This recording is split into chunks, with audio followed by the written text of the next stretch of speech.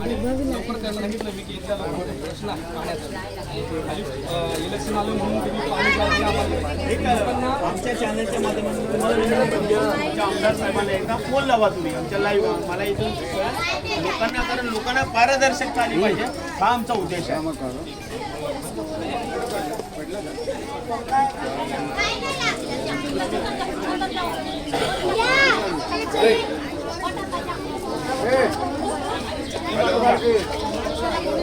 News Sindhudurg आहे आणि त्यांना तुमच्याशी बोलायचं मी म्हणून आहे. दादा अनिल ठाकरे बोलतोय.